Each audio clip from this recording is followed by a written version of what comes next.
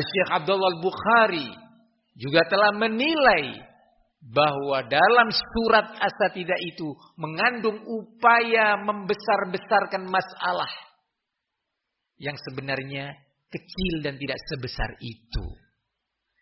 Yang beliau istilahkan dengan apa? At-tadkhim.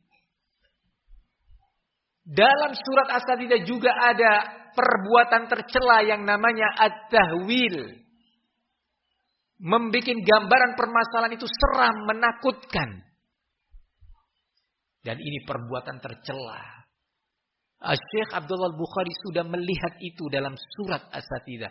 Dan disinilah As-Satidah juga diharapkan dengan penuh kesadaran dan ketakwaan.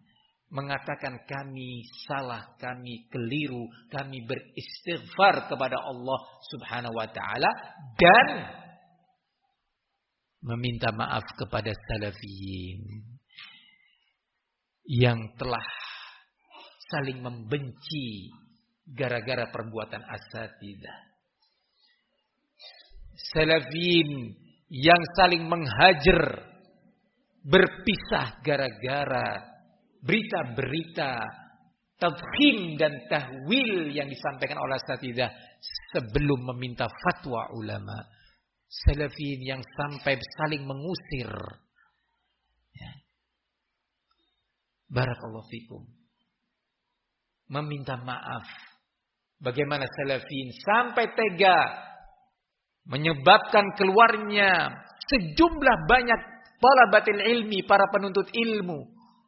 Karena wakaf dan aset wakaf itu ditarik kembali.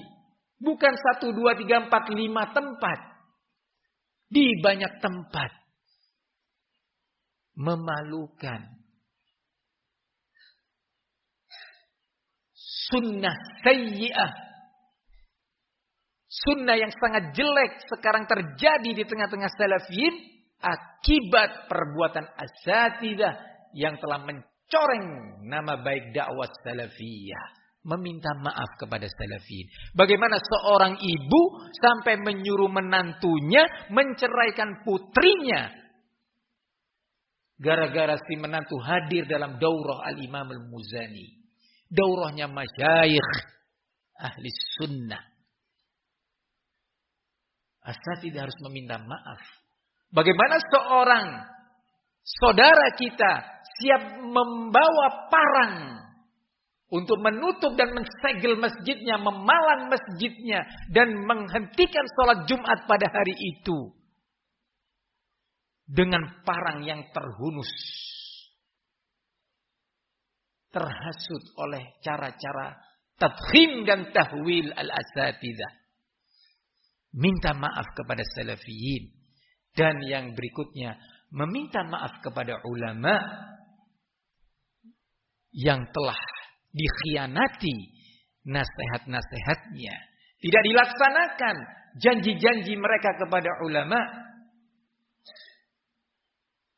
Sehingga kalimat bersama ulama, mengikuti bimbingan ulama Rabbani, itu menuntut praktek dan aplikasi penerapan tidak atau bukan teori dan pengakuan. Jangan sampai seruan kembali kepada ulama hanya isapan jempol belaka. Tidak terlihat prakteknya.